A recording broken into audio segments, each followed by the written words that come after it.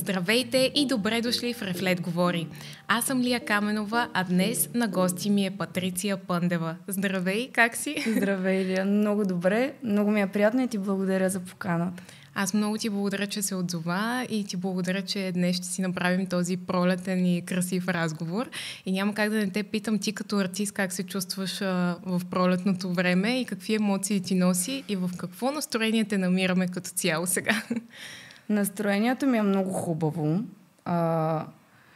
Вчера се случи така една хубава новина. Заедно с колегата ми от театъра Константин Еленков сме наградени с отличието почетна значка на Пловдив, което е за постижения театрални от изминалата година и развитие на културния живот в Пловдив. И аз като кореняк пловдивчанка, това ми е много такава, много мила награда. И така, да, това е последното, което ми се е случило по-грандиозно пролетта. А иначе съм в период от живота ми, в който никакво външно обстоятелство, нито метеорологични условия могат да повлият на затишието, в което съм. Доста работих последните години и в момента съм така намалила темпото, така да кажем, въпреки че имам 10 репертуарни представления, които играя непрекъснато, но не влизам в нови проекти и така се уча да казвам не и да не се чувствам виновна, че съм в покой. Да. Защото това за хора, които са много активни, в началото, когато така си в лека почивка, си казваш: Оля, ама защо? Какво става? Не, трябва да действам нещо. Не, някой път човек има нужда да се събере и да възвърне енергията си. Да. Тоест, те намираме в един малко по-спокоен период за теб. Да, може да се обръщаш внимание на себе си. Да, точно така. Да, това понякога наистина е нужно. Ами много е нужно. Аз преди си мислих, че не е нужно. Реално. И хвърчах от едно към друго с мисълта, че всъщност от едното, когато се уморя, прескачам в друга сфера и се зареждам от нея. И това беше една непрекъсната въртележка, която така като си млад в началото и се доказваш, имаш някаква много сериозна мотивация, но в един момент лека по лека нещата почват да се наместват, успокояваш се и си казваш така: чакай малко, може и малко по-спокойно, може и малко по-леко всичко и така. Да, малко трябва да поспрем на спирката и да си помислим. И не е лошо да спрем малко. Да, именно. Не е лошо. Актриса, създател на Галерия 28. Коя обаче е Патриция Пъндева днес в ролята на своя живот? Аз винаги казвам за себе си, че да, освен че съм си актриса, което ми е наистина най-първото нещо, Галерия 28 в крайна сметка е мое хоби. Мой домашен любимец. Аз го наричам домашен любимец. Освен тези две неща, съм много любопитен човек. Аз просто имам толкова мечти в живота, че наистина не знам дали ще ми стигне времето да ги осъществя. Ето сега, например, понеже съм малко по-спокойна и не поемам нови проекти, аз обичам много да научавам нови неща, да усвоявам нови знания, се записах на пиано. Доста интересно. Да, и не съм свирила от първи клас.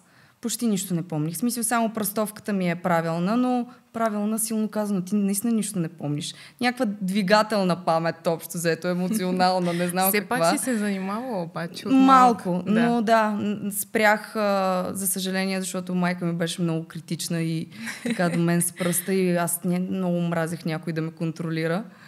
И така че да, всъщност спрях една година по-късно, може би. И сега искам да възвърна тези умения, понеже много обичам. Музикална съм, танцовална и така музиката ми е страст. Искам различни неща да научавам. Тя музиката е част и от театъра, да, в който ти общо взето живееш, защото си един пътуващ театър буквално. Да. Какво усещаш, когато за първи път влезнеш в нова роля? То е един дълъг процес, влизането в нова роля, и най-готиното е репетиционният процес е единия етап, след което започва да се играе редово представлението, да кажем.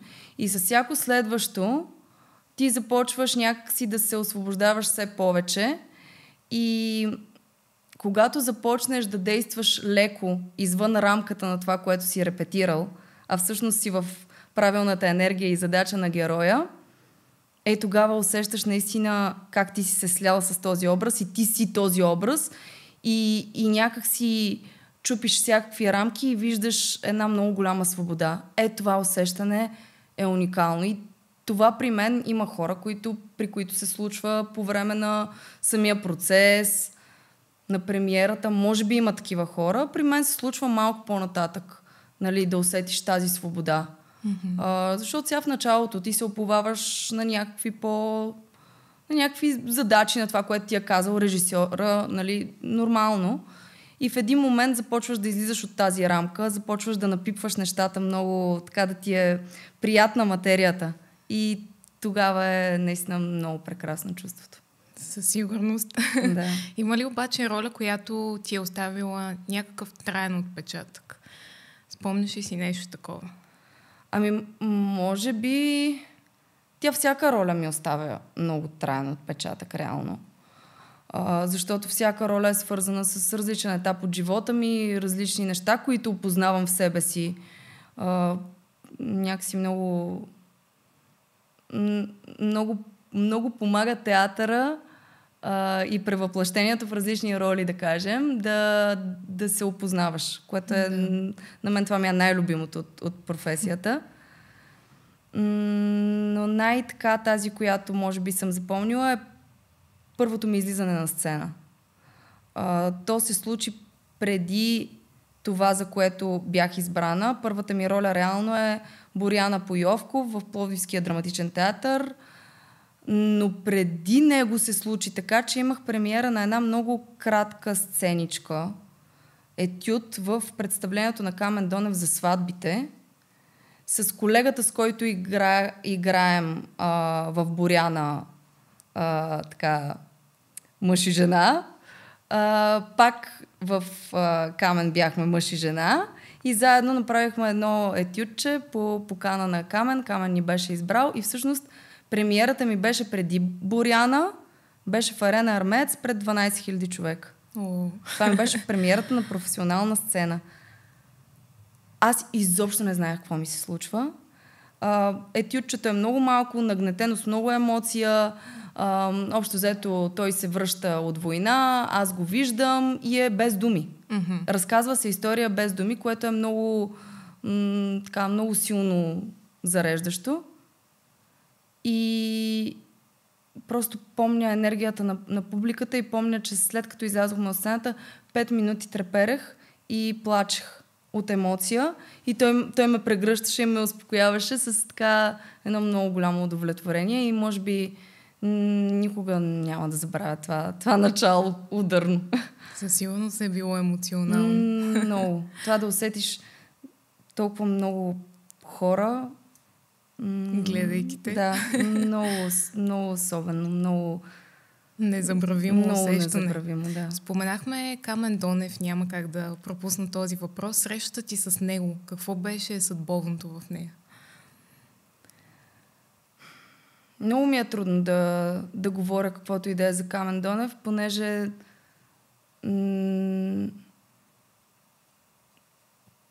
имам страхотно голяма почит към него и благодарност. И вече работя доста години в негови проекти. И мога да кажа, че от него ми е най-голямата школа. Всъщност аз съм работила повече време с него, отколкото съм била и в надпис, отколкото съм работила с който и да било друг режисьор. Така че всичко, което съм, може би, на професионална сцена, до голяма степен дължа на него и на работата ми с него. И бедно ми е словото да опиша какво значи това за мен. Някакси много често се опитвам така да се отделя и да си кажа, Боже, ама ти осъзнаваш ли, Патриция, че ти работиш с човек, който ще остане в историята. Няма по-удовлетворяващо чувство. Че работя, че творя с него на една сцена и много, много е мащабно това за мен. Да. И да, съм повече от благодарна, че имам възможността да се уча от него. Разкажи ни малко повече за проектите, които сте правили заедно, не само в театъра, но и в киното. Кои са били те? Първото беше за сватбите, където с моя колега Краси Василев. Всъщност ние започнахме заедно да работим с него, така че най-готиното от всичко е, че заедно споделяме тази емоция. Много е хубаво, когато имаш с кого да споделиш. И така, и двамата сме много развълнувани в този ни път с работата ни с Камен. Започнахме за сватбите, след което мисля, че на мен ми се случи да заснемем филма "Уют", след което мисля, че дойде представлението "Работно време", което той направи в Пловдивския театър. След което мисля, че започнахме пак с моя колега Краси Василев. В третата му лекция влязохме за силата на словото. След което създадохме театрална постановка "Уют". Някъде между това време започнах да работя с него и в "Шваргало", което е импровизационен... на импровизационен принцип се заснемат като предавания. И сега последното нещо, мисля, че е "С най-голямо уважение", което той режисира, написа сценария и всъщност играе в самото представление. Това ни е най-новия спектакъл заедно. През доста емоции сте минали заедно. Да. Това е нещото, което ме мотивира и изобщо да продължавам да работя тази професия. Работата ми с него е светлата страна на професията, така мога да го кажа. Ако трябва сега да избереш една сцена от кариерата си, която по някакъв начин да преживееш отново, коя би била тя? Може би тази от сватбите. Това си ми остана спектакъла на сърцето. Въпреки че "Боряна", например, също ми е спектакъл на сърцето, защото ми е главната роля реално голяма, нали, първите стъпки, всеки ще каже главната роля. Аз в сватбите съм ето такова нещо, разбираш. Аз даже казвам, се шегувам с приятели към хора: моля ви се, не излизайте да пишкате, моля ви се, ще ме пропуснете. Обаче, нали, смисъл, то ми носи малко, много силно. Но много силно, да. И много обичам да имаме това представление. Като цяло, това мисля, че е спектакъла на живота ми, който съм гледала. Просто той е свързан с много музика, танци, истински истории и много талантливи хора на едно място. Много талантливи. Просто това е един голям екип, защото там е с целия ансамбъл Филип Кутев, с страшно много музиканти и певици. И те по принцип всички те в някакъв момент сигурно са работили заедно, но едва ли всички в един екип, и да видиш толкова много талантливи хора, които да създават една енергия на сцената. Примерно нашия етюд с Краси Василев е по средата на спектакъла. Те така са нагнетили всички тия хора сцената преди това, че ти се носиш по въздуха. Да. Ти просто някаква невероятна магия. Невероятна.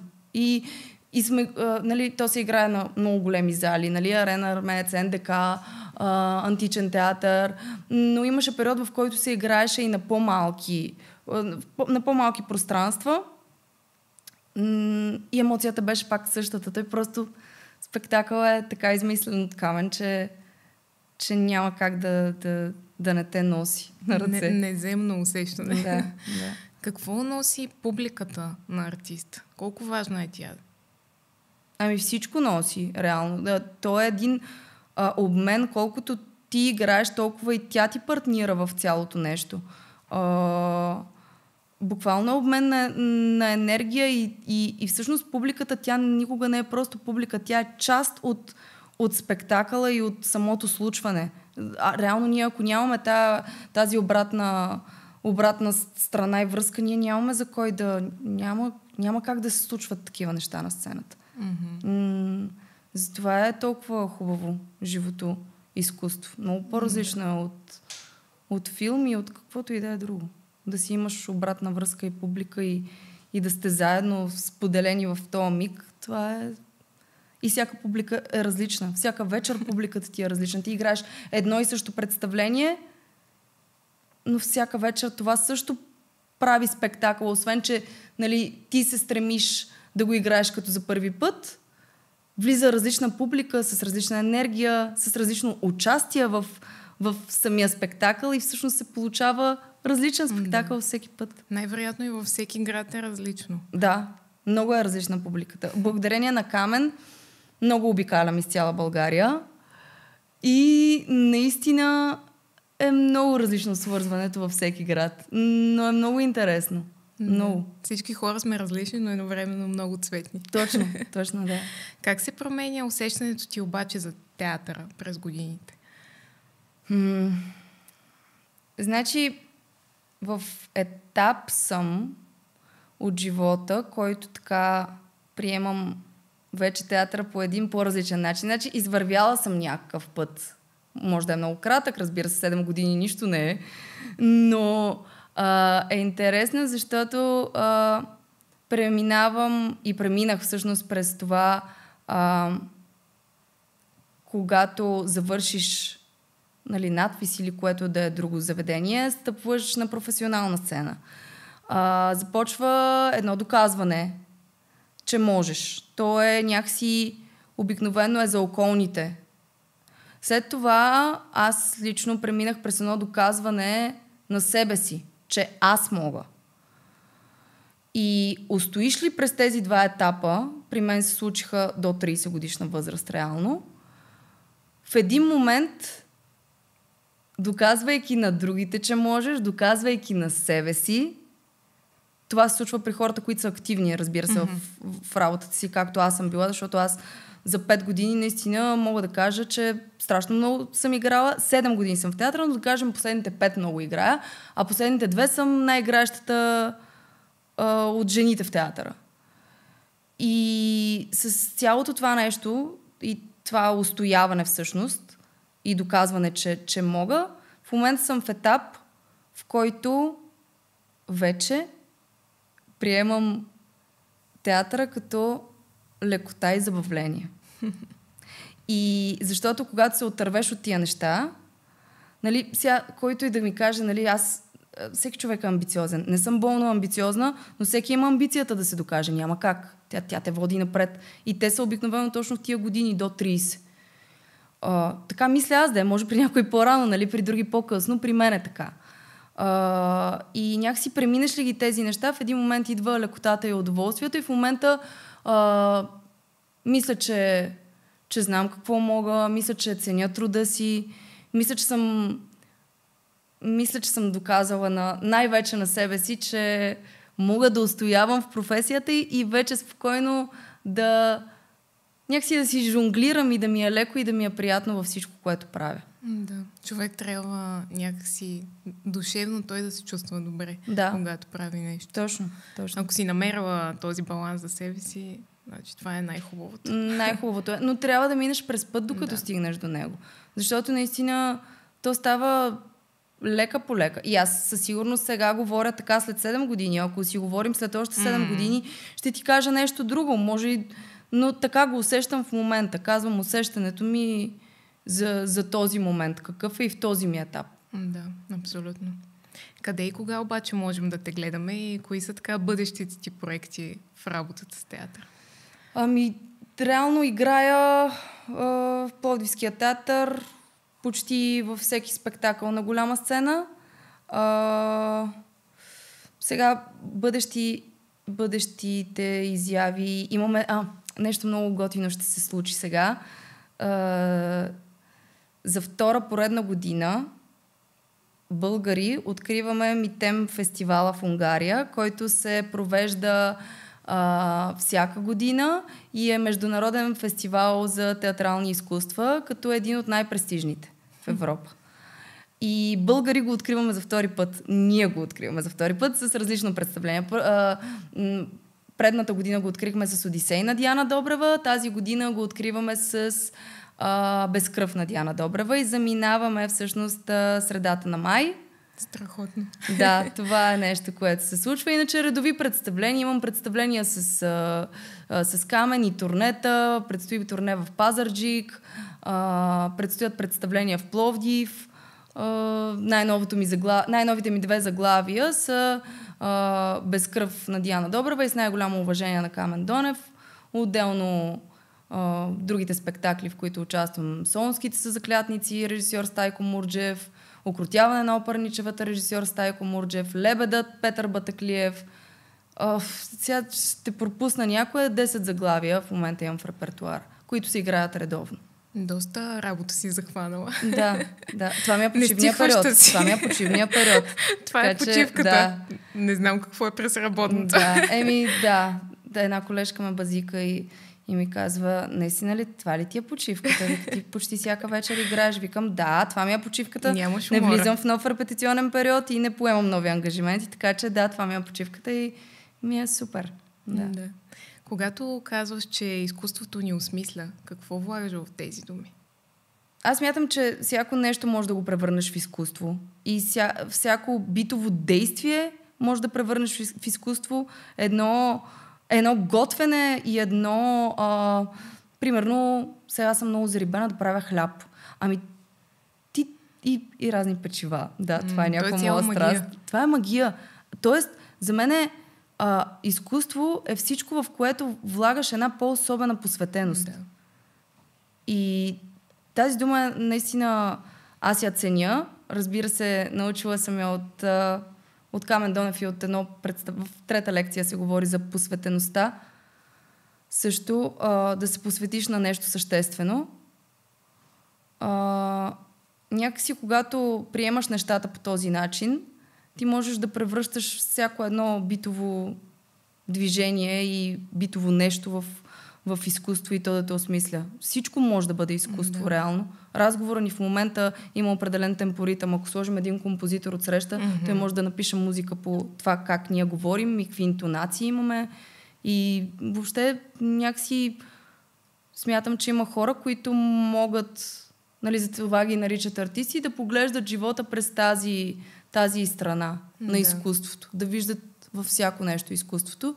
И така се чувстваш много цялостен, защото е красиво. Изкуството е красотата от живота. Изкуството може ли да лекува душата ни в най-трудните ни моменти? Реално несъзнателно, според мен, да, защото при мен става несъзнателно.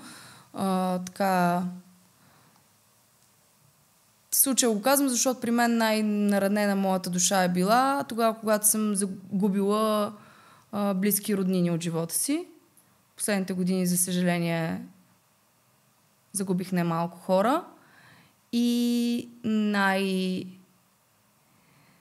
много е тежко тогава да си всъщност на сцената, защото така ми се случваше в живота, че примерно близък е в болница, знам, че или пък на смъртното си ложе и аз трябва да играя комедия или трябва да играя нещо. Не знам какво става с мен.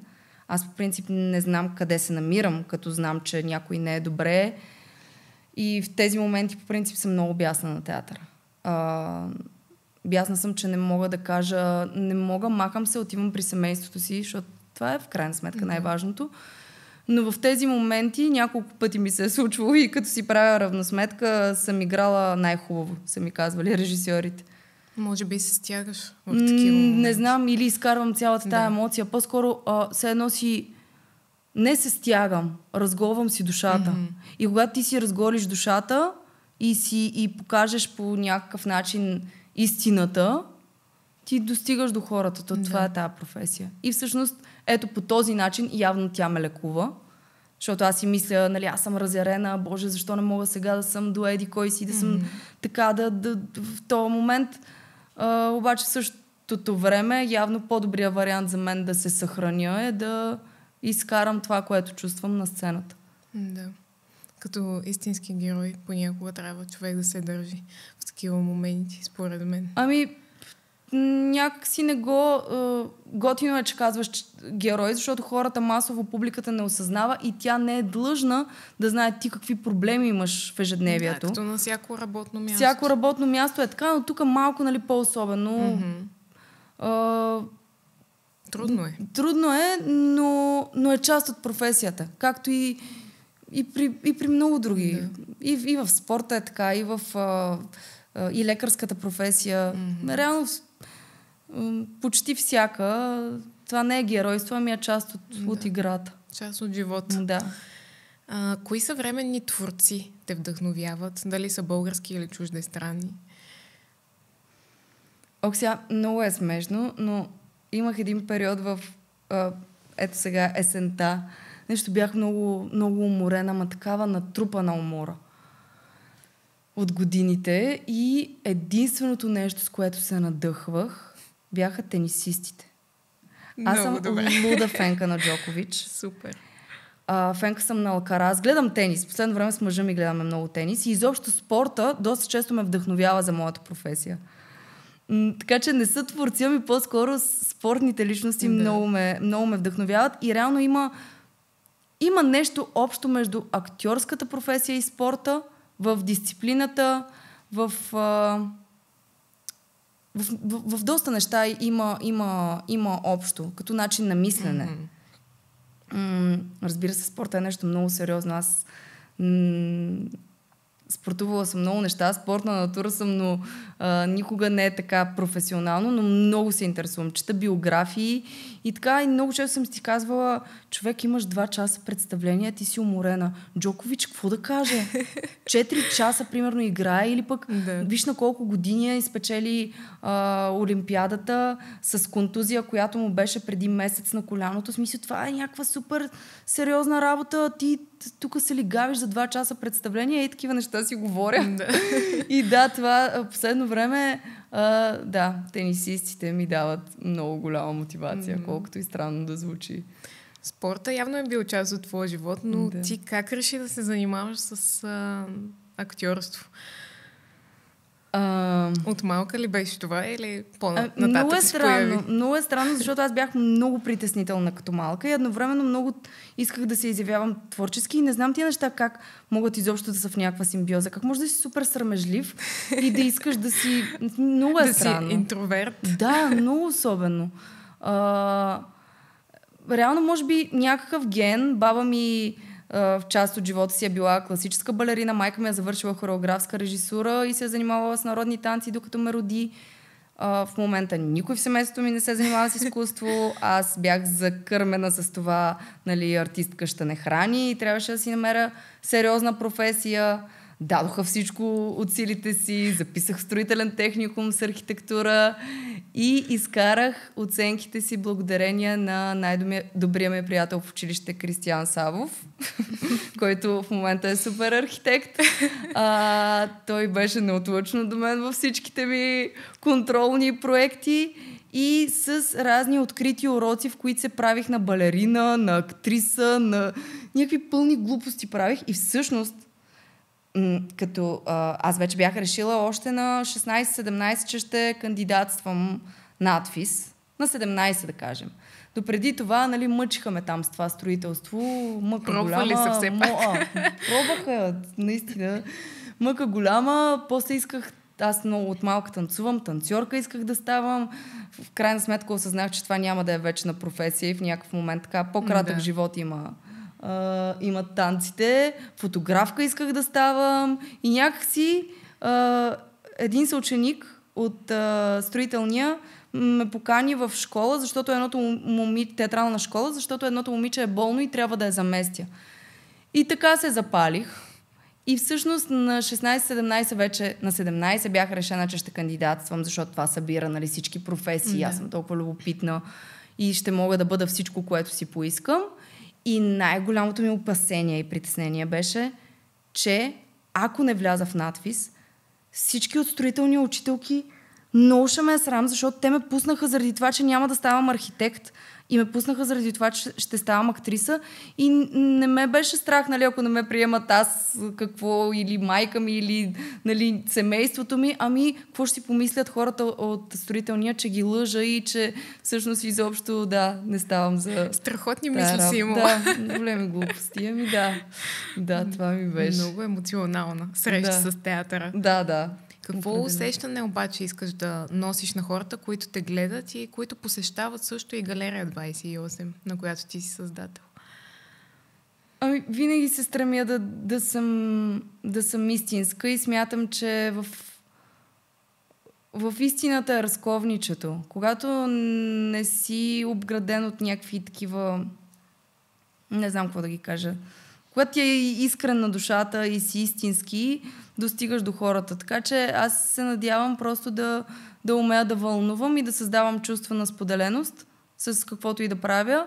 И ако по някакъв начин ми се е получавало, то е било защото аз съм горяла и са ми били истински емоциите и са били от сърце.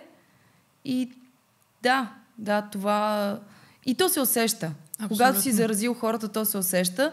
И когато... Много обичам да имам обратен отклик. Аз мятам, че това е важно за всеки артист. И е много приятно. Дори, между другото, дори да е много голям артист. В смисъл, няма значение колко... понеже имам шанса да работя с хора, които са много популярни и известни, виждам, че на всеки му става приятно, когато му кажат какво значи за него като зрител, като участник в негово изкуство. Много е приятно да усетиш, че си вдъхновил някой. Да, обратната връзка е нещо много ценно. Да. Дори като дизайнери, винаги човек иска да знае отсреща какво се случва и дори ако си купиш дреха, ти искаш да разбереш какво се е случило след това с нея. Да, точно. Ето ти искаш също тази обратна връзка, защото ти си вложил сърце и наистина няма значение колко си голям. Абсолютно. И каква популярност имаш. Забелязвам, че наистина всеки го... Примерно при нас... Всъщност не знам дали само при нас. Щях да кажа, че при нас актьорите някой път не знаеш много, освен все пак публиката, тя пляска накрая, но малка част от публиката ще се осмели да ти пише или да поговори с теб след представление. Или ги е срам, не искат да ти навлизат в личното пространство. В смисъл, не е супер често явление, но е много приятно, когато хората се осмелят да го направят. Така че, така един призив, когато си харесат някои актьори или някое представление, е много готино публиката да даде своя отклик. Аз реално, благодарение на Галерия 28, там получавам повече отклик, защото там имам среща много често с зрителите, понеже знаят, че пространството е мое и благодарение на нея разбирам какво се случва и даже ми споделят някой път, понеже там продаваме билети за театър, за нашия театър само и всъщност някои знаят, че аз съм актриса в театъра и ме разпознават, други не знаят, споделят си неща, които чувстват и истински мислят и е много приятно да ги чуеш. Направо си създала едно място, на което да си имаш тази обратна връзка. Да, без да искаш. Между другото, виж колко е което така. Е много хубаво. Да. Нека да си поговорим малко за Галерия 28 и да ми разкажеш какво най-много обичаш в духа на капана и защо точно там избра да създадеш това креативно място. Когато създадох това място, то беше наравно реално с започването ми в театъра в Пловдив преди 7 години, така че половин година по-късно, примерно, се създаде. 28 ноември. Вече не знам коя година, не мога сега да върна толкова да пресметна, но преди 7 години нещата много сериозно се променят от тогава до сега. Реално не са толкова много години, но много са се променили нещата и в самия капан. Аз исках да стана част от развитието на града и капана ми се стори едно място, което ще се пробуждате първа и така и стана. Да.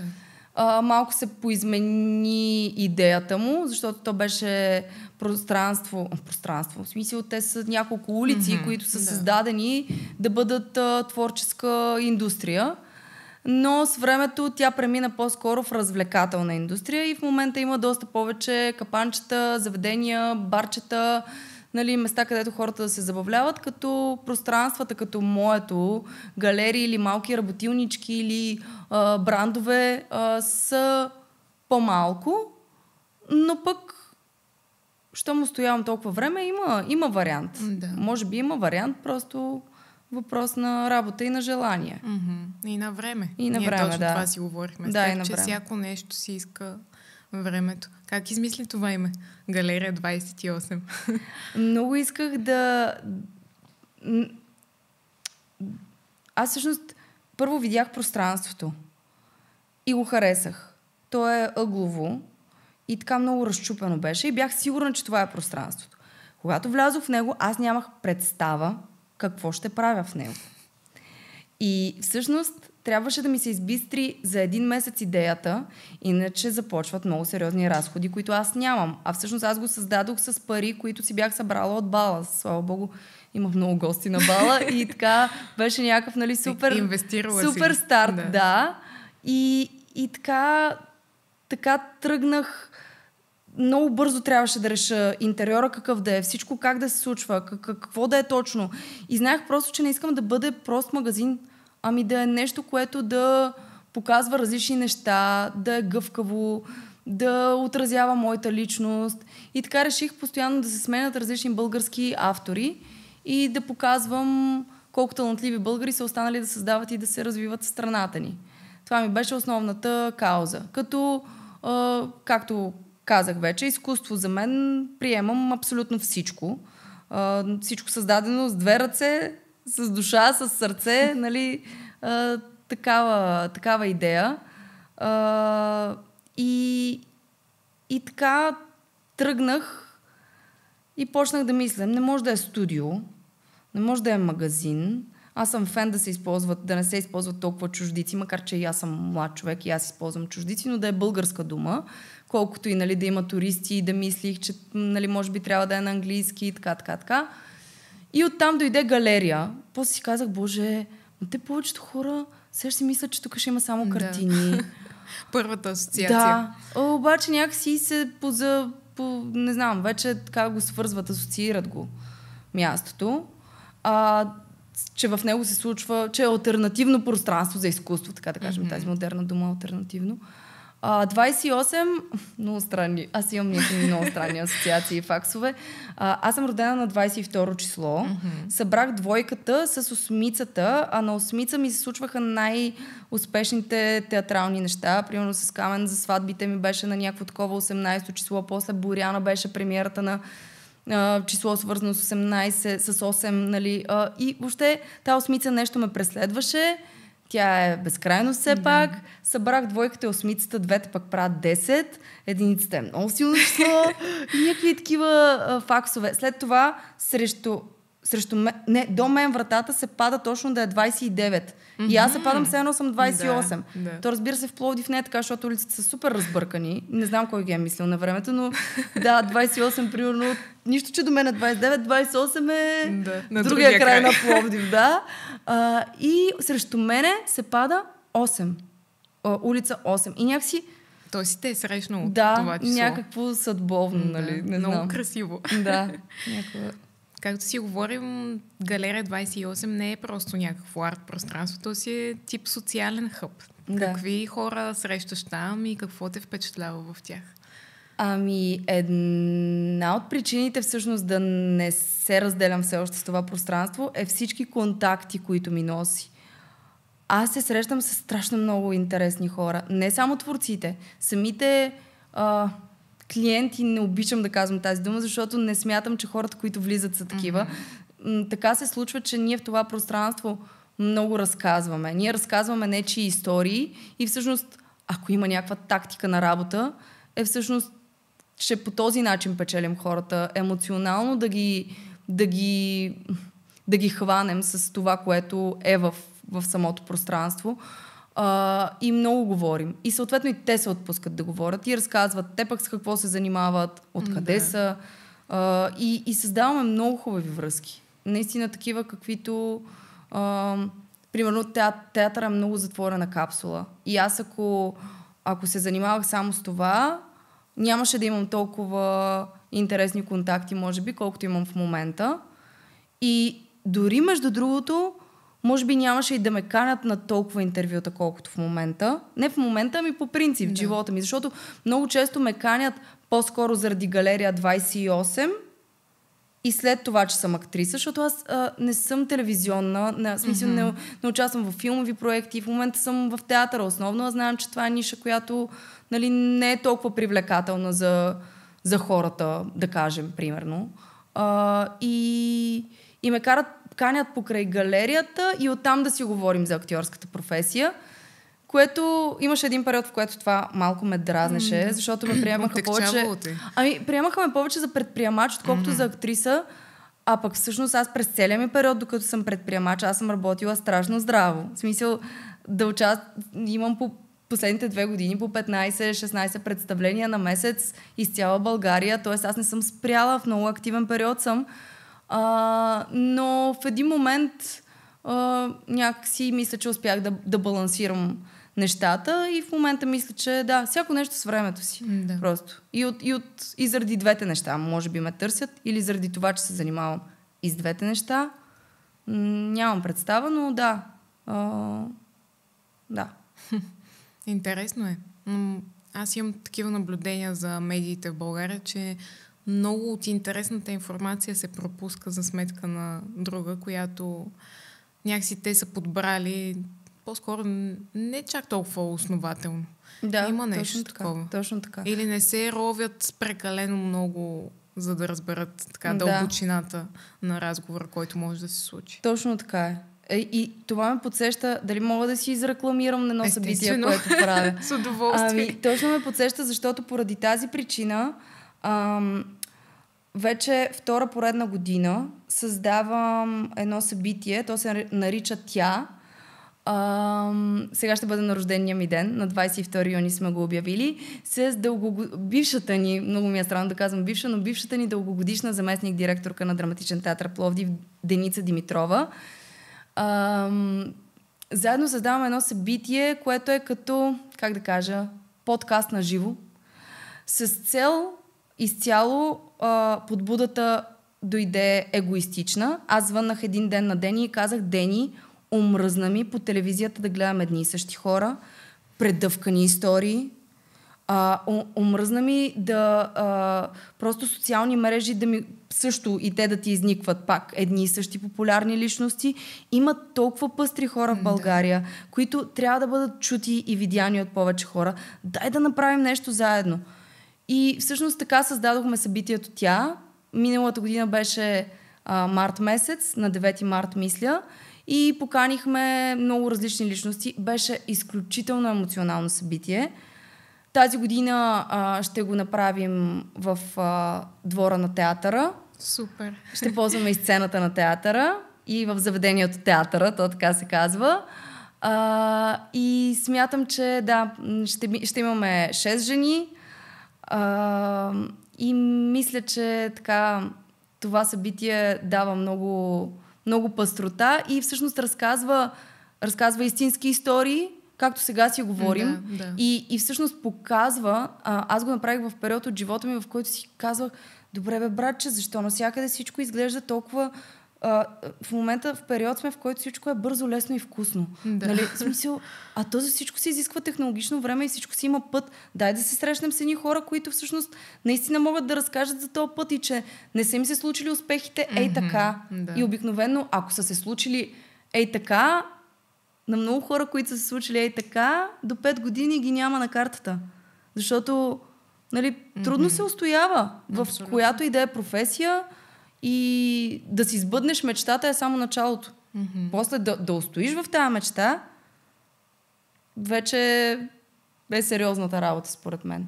И да, от такава подбуда тръгнахме с това събитие и да, сега ще е второ издание, като надяваме се то да продължи да се развива и да направим събития той, събития те, събития различни, в които така да си говорим. Да. Водеща е Цвети от БГ Радио. Чудесно. Как може да се информираме за събитието? През социалните мрежи. Може би личния ми профил, като наближи. Супер. Carpe Diem е професионалната страница на Дени, с която правим събитието. А моята, аз през Патриция Пъндева и galeri.28 в Инстаграм. Супер. Там съм много активна. Там споделям всичко, което така се случва. Ще бъде хубаво да го посетим. Да, канята специално. Много благодаря. Да. Ще дойда с удоволствие. Да. Много е хубаво, че сте захванали тази кауза, защото аз имам така същите общи впечатления като теб за медийното пространство.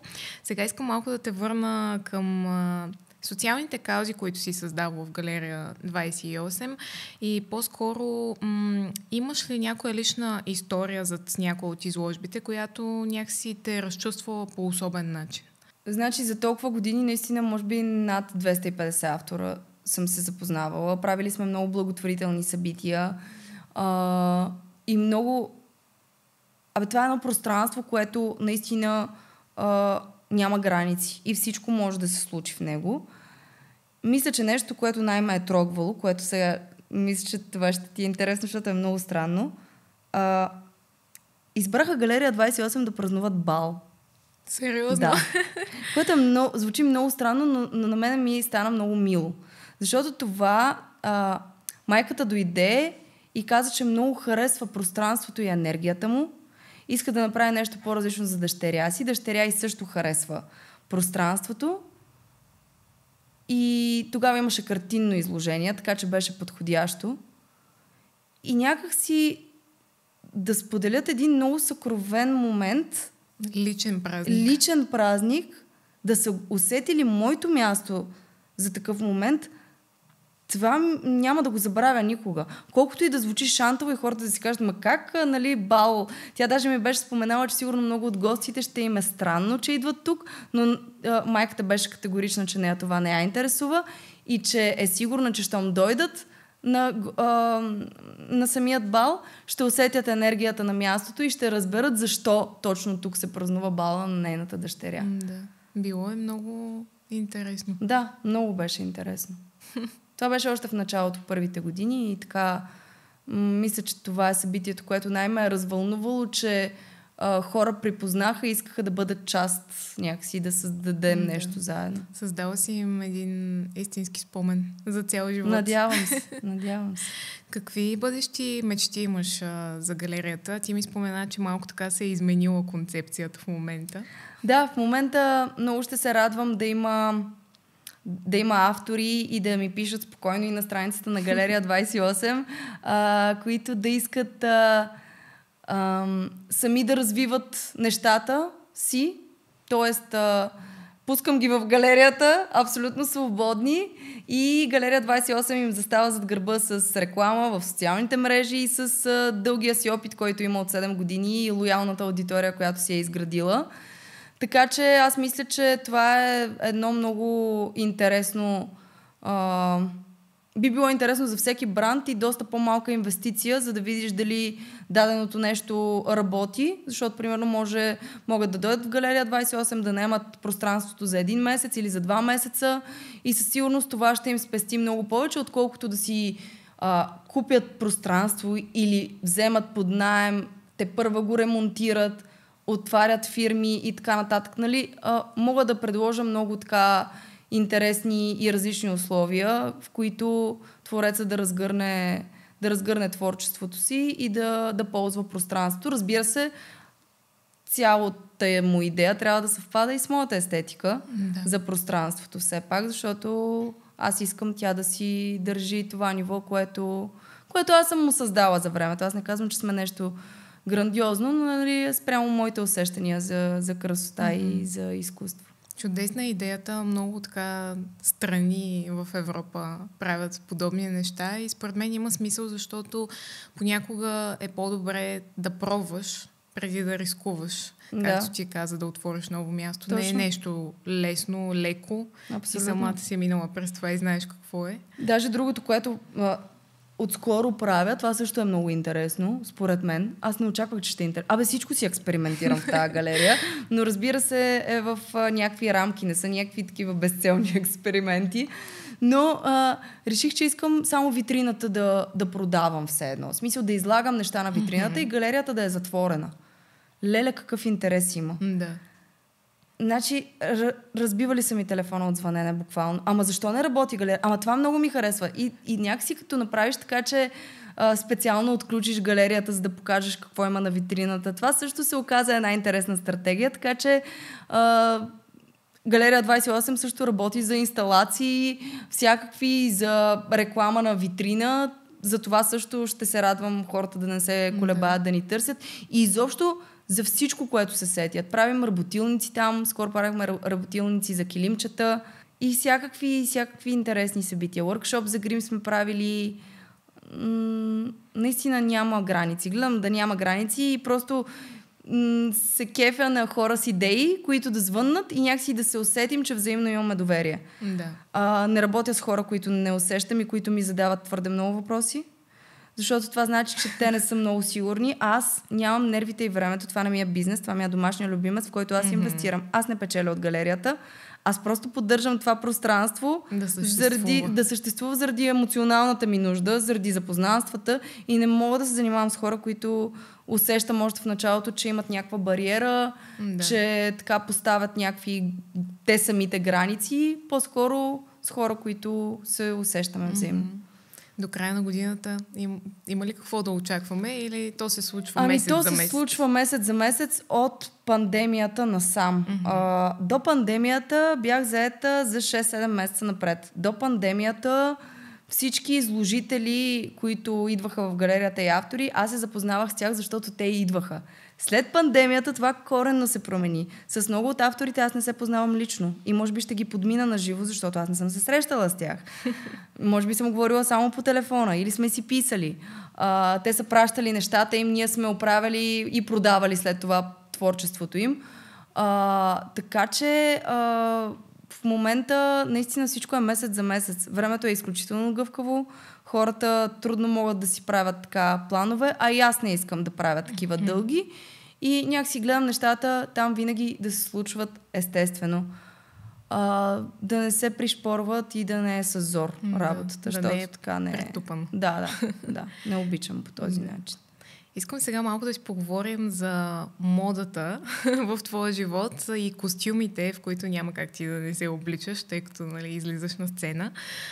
Как за теб костюмът променя актьора на една сцена? И моля те, разкажи ми за емоцията изобщо на костюмите на сцената. Какво е това нещо за теб? Много е хубаво, че питаш този въпрос. Знаеш ли, че наистина костюмите са много свещено нещо за нас. И много сме щастливи, че ние в нашия театър имаме най-прекрасните гардеробиерки, които се грижат за сценичните ни костюми по един прекрасен начин. И това също е много, много важно, защото, за съжаление, съм чувала истории, където в други театри костюми не се перат, не се поддържат. При нас няма такова нещо. Те са реликва. И не знам, костюма е голяма част от твоето наистина превъплъщение. Той трябва да ти е в помощ, не трябва да ти пречи. Костюмите театралните нямат нищо общо с дрехите за навън за излизане. Те имат разни малки джобчета, странни велкрота, които трябва бързо да отвориш или затвориш, защото трябва да се преоблечеш бързо. Имат си скрити такива. Имат си много скрити неща, но най-важното е костюма да ти е удобен и да не ти пречи. Също така имаме невероятни ателието ни, където работят нашите прекрасни, за мен те са дизайнерки.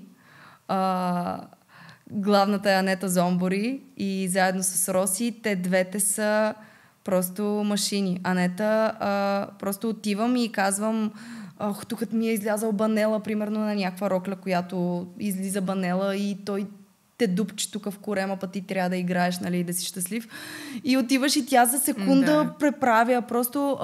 За нея съм чувала много такива. Познаваш ли я? Ами не лично, но много истории съм чувала, че е голяма фурия. Тя е голяма фурия. Тя е голяма фурия и тя е преподавател в Ана Май и е страхотна. Наистина тя измисля много сценични, има много сценично виждане за нещата. И знаеш какво е много интересно? Ако видиш един костюм сега, не знам доколко си запозната с сценичните костюми, но ако го видиш така в момента и после го качим на сцена с осветление, леле, този костюм няма нищо общо. Оживява. Може един костюм да изглежда много грозен, наистина буквално, и като го качиш на сцена, той да е изключително сценичен. Има голяма магия в сценичните костюми. Светлината, човека, който влезне в него. Да. Всичко играе роля. Всичко. То да ти е точно... Ханета много ми се смее, че аз нон-стоп ходя на мерки, защото винаги съм плюс-минус килограми. То всички жени сме там такаде, но нон-стоп ходя на някакви мерки. Примерно, ако имам някакво виждане за модата и за как да се обличам, излизайки навън, не мисля, че имам такова усещане толкова за сценичните костюми, защото много се очудвам много често някакъв костюм, който, нали, костюмографа е решил, как ми се струва супер грозен и после гледам на снимки, нали? Как се оказва всъщност много красив и си казвам, боже, добре, че не съм казала на никой, какво си мисля, нали? Че... Много по-различно е, после като види човек резултат. Понякога на сцената си мислиш едно, обаче после осъзнаваш, че той изобщо не е било така. Абсолютно, абсолютно. Имаш ли си любим костюм от твоя роля? Може би в укротяване на Опърничевата. Там сме на състав с моята колежка Мариана Йотова. Имаме еднакви костюми, но са преработени спрямо на всяка фигурата. Примерно аз съм с по-къса пола на една от сцените, тя е с по-дълга. Нали? Дори по този начин е помислено на всяка на фигурата как ще пасне. Там костюмите просто най-много отговарят на моето възприятие за естетика и мода в живота, може би. Заради това най ми харесват костюмите ми, а и са няколко и са различни и интересни. И сега последно в С най-голямо уважение костюма също ми е много комфортен за ролята, която имам, защото там много се движа и много ми така помага ми за ролята. Не, във всички не мога да кажа сега, но тези може би така най-сами на сърце в момента. Имаш така едно голямо отношение, според мен, към модата. Това много си личи и по снимките ти в социалните мрежи. Опиши ми твоя личен стил. Как виждаш себе си? Аз нямам абсолютно никакъв личен стил. Значи, моите колежки в галерията много дълги години работих с моя приятелка вече, която е певица. Александра Иванова, заедно поддържахме пространството и тя много се шегуваше с мен, че може ли всичко, което пристигне в галерията, на мен да ми стои добре? Мисля, тя се шегуваше, че аз и кашон да облека, пак ще изглеждам добре. Аз нямам някакъв неподражаем стил, според мен. Просто да кажем, че умея да си съчетавам нещата, така че Явно не знам как го правя. Не мисля, че е нещо наистина супер неподражаемо. Нито съм някаква минималистична, нито съм бохо, нито съм никаква не съм. Всичко съм и се обличам както ми харесва. Според зависи. Да. И винаги от малка съм в очите на хората как съм се облякла и ме базикат за това, защото явно нещо виждат по-различно и помня, че от училище така има базици, но никога не съм се обиждала от тях. Ами съм знаела, че може би нещо виждат по-различно ли, не знам. Според мен всеки артист има отношение така към модата, така че най-вероятно няма как да не е и част от твоя живот. Много ми е интересно какво значение има изобщо дизайнът и вниманието към детайла в живота ти и най-вече извън сцената. Имам щастието да съм родена в семейство и от майчина, и от бащина страна, които имат определено внимание към детайла и имат вкус. Някакси, как да го кажа. И мисля, че от тях просто ми е така като наследено дори да виждам нещата така по някакъв, според мен, може би по-естетски начин ли, не знам, по-завършен. Наистина и майка ми е такъв човек, баща ми също е бил такъв човек и все едно си го нося и много е интересно, нали знаеш, има хора, които рязко припечелват много пари и въпреки, че припечелват много пари, вкуса им е много лош. Да. Някакси не са възпитани. Аз имам щастието просто да съм възпитана в това. Или го носиш. Или го носиш, или не. И парите обикновено даже някой път влошават нещата. Не са фактор. Да. Ето сега, примерно, има 2 теми, които се сещам, които са ми много така на сърце и много ме скандализират. Защото Пловдив, така и квартал Капана се установи като едно място. Той е като бившите ни клюкарки, им викахме на центъра, и там просто отиваш да си покажеш новия тоалет. Ами то е много голяма скука. То е сериозна скука, разбираш ли? Хората, които имат пари, значи аз мога да ти кажа марките, нали, тук няма цензура, в крайна сметка, но и ти можеш да ги кажеш. Те са облечени с едни и същи кецове, с едни и същи дънки, с едни и същи няма никакво разнообразие. Това, че са скъпи, нищо не значи. В смисъл, не знам откъде, но не съм фен на такива неща. Не, че се стремя да съм различна, но някакси да проявяваш някакъв личен почерк ли? Да.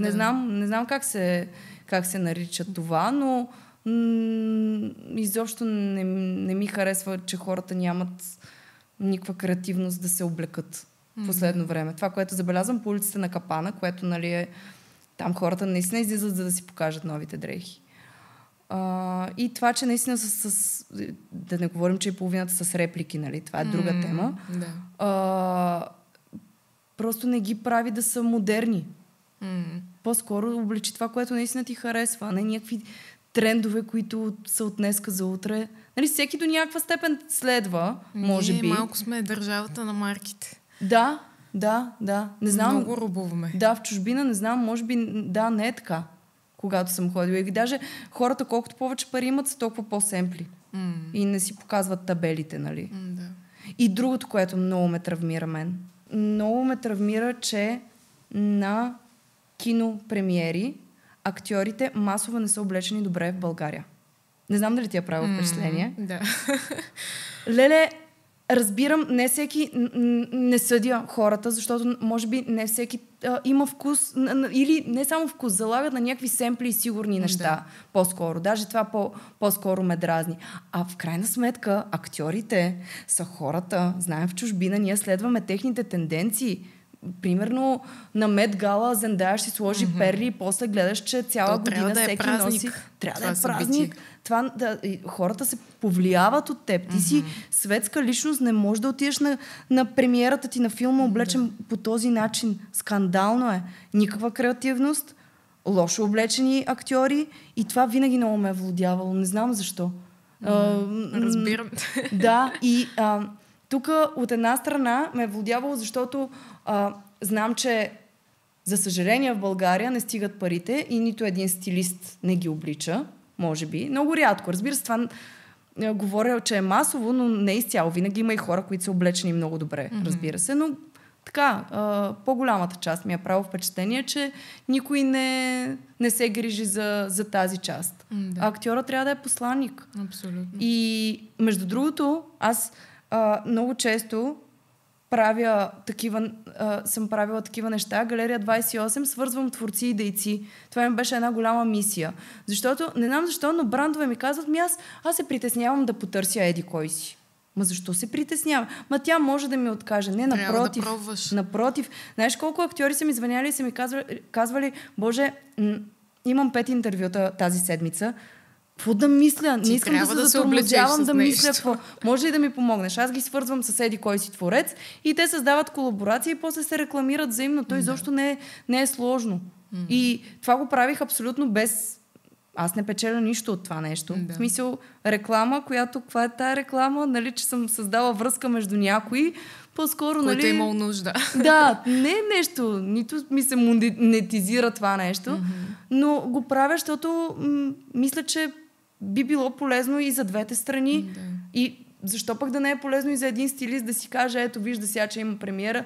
Звъни, дори е така на драга воля, пооблечи, после твоето име ще гърми и ще говорят за теб, че ти си облякал всичките артисти. Примерно. Трябва да сме малко по-смели. Да. Ма дори да ни откажат, продължаваш напред. Да, той не е единствения човек.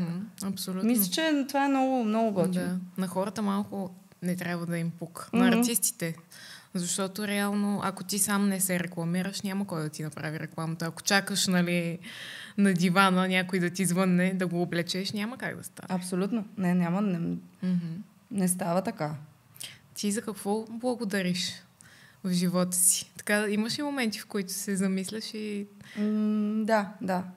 Аз съм си благодарен човек. Доста често благодаря за всичко. В последно време, нали, ти казах, в период съм, в който изгубих не страшно много, но доста мои близки роднини.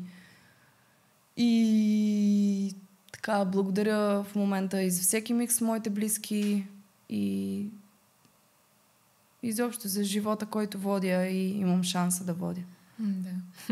Какво научи за себе си, когато създаде първата си социална инициатива и изобщо когато създаваш нещо?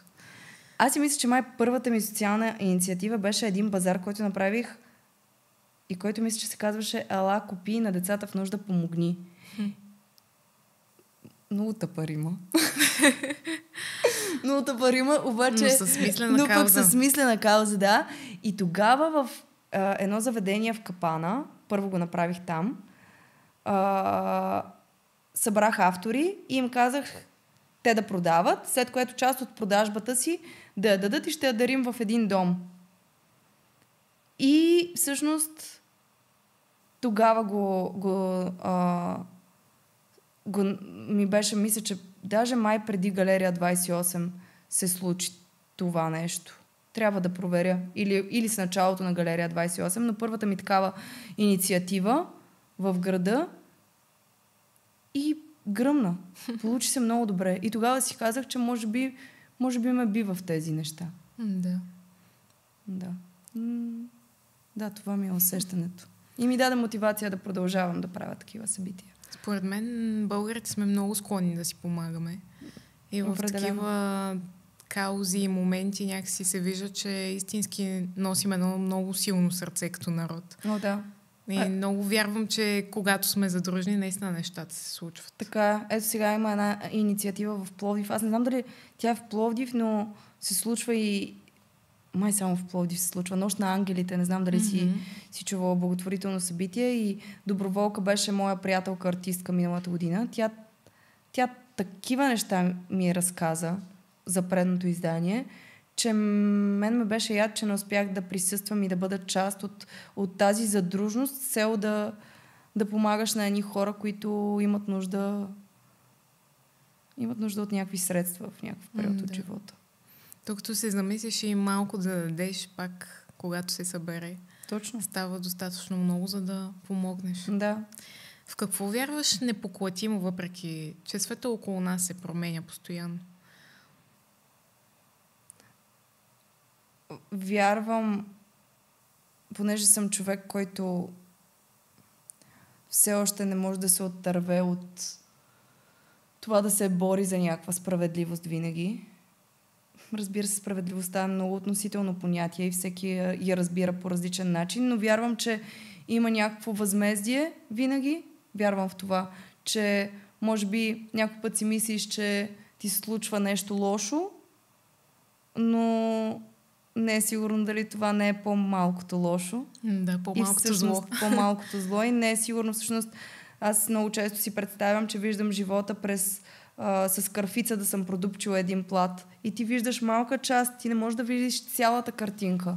Да. Ти ако виждаш цялата картинка, какво ще е интересното, нали, на живота. И да, като си мисля, че за всяко нещо си има възмездие и ти се случва, защото трябва да ти се случи. Ако трябва обаче да обрисуваш живота си с 3 цвята, кои биха били те? Зелено. Много обичам зелено. В момента много обичам нюд. Много съм модерна. И кафяво обичам в момента много. Това са 3 цвята, които така... Може би вижте са по-земни. Да, точно това ще да кажа. Да. Ами явно в период съм, в който се опитвам да се заземя. Иначе преди щях да кажа, че много обичам ярки. Аз много обичам ярки цветове по принцип. Но в момента съм в този период, в който съм към тези земните. Да, приземена си в момента. Явно, което е странно. Принципно летя. Няма как да не те питам всеки, който сяда на този стол. Ако срещу теб сега стои един млад човек, който иска по някакъв начин да влезне в артистичния сектор, какво би му казал? Да не се сравнява с никого.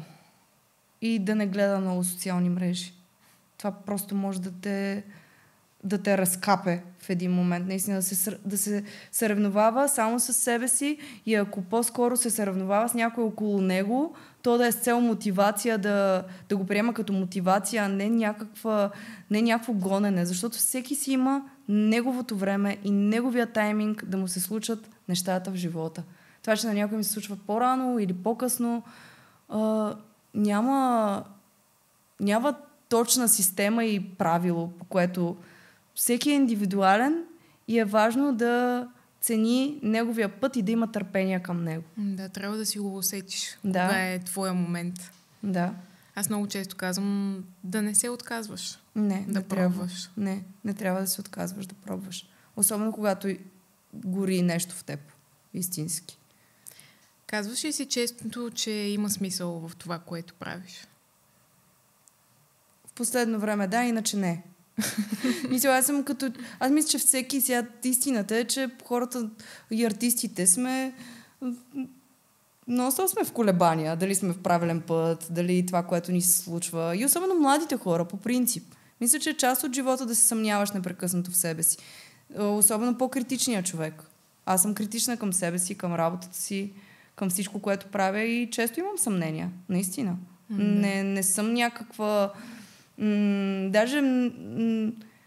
по принцип се кефя на хората, които са изключително така с самочувствие и безпардонни, безцеремонни, но пък се кефя на тези от тях, които имат на каква база да стъпят, за да са такива. Защото има едни такива, които са обикновено бездарни и просто имат едно самочувствие, което не е хората, към които аз искам да се припознавам и да се оприличавам. Така че мисля, че с съмнение, едно по едно съмнение, изчистване на едно по едно съмнение, се достига до някъде. Да, човек трябва да стъпчица по стъпчица. Стъпка по стъпка, да хапка по хапка. Какво е най-голямото предизвикателство да си артист в България и всъщност коя е най-голямата награда на това нещо? Ами най-голямото предизвикателство е финансовата част. Мисля от това. Сега не може да го скрием. Това е жестока борба за оцеляване просто. Нали, колкото и да бачкаш като артист,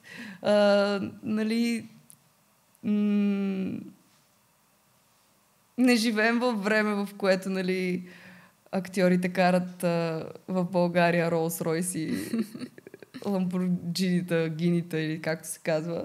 То не, че може би трябва, но да, кретаме и просто много ми се ще хората, които се занимават с изкуство, да не трябва да се занимават с още 100 различни неща, за да закрепят положението.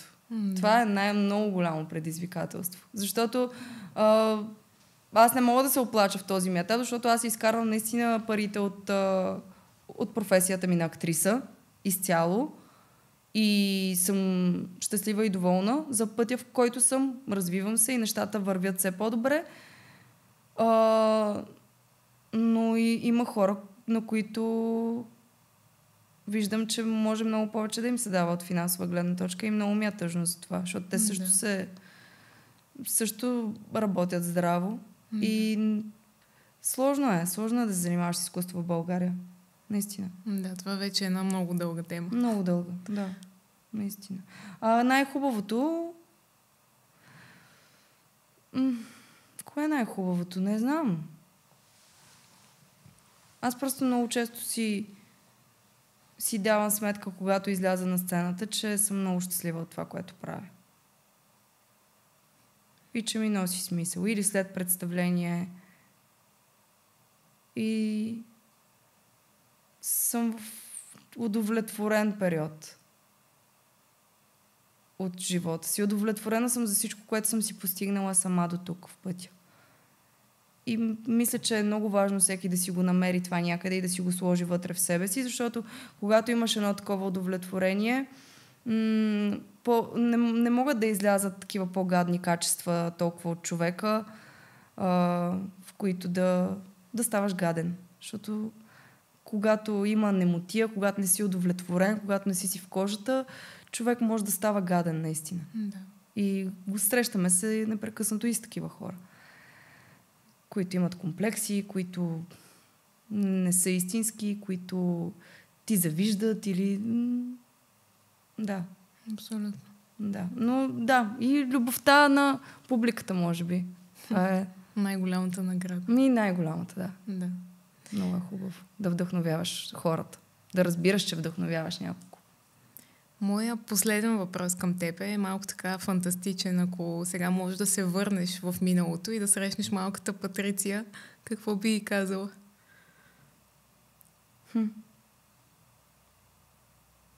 Ами можеш и ще успееш.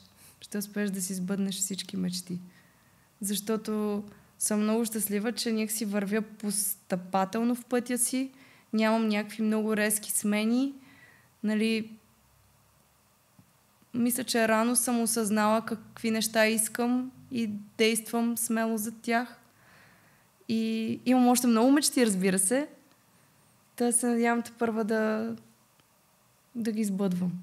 Пожелавам ти. Благодаря. Всички мечти да се сбъднат и най-вече така щастливо да върви живот. Мерси. Независимо от трудностите. Благодаря много ти благодаря за този разговор. Аз още повече. И благодарим, че те има, че радваш така публиката и всички хора, които посещават и твоето креативно пространство, Галерия 28. Мерси, и ти трябва да ми дойдеш на гости. Със сигурност. Да. Ще го направим. Твоето творчество и отделно. Басията първа сега ще направим среща.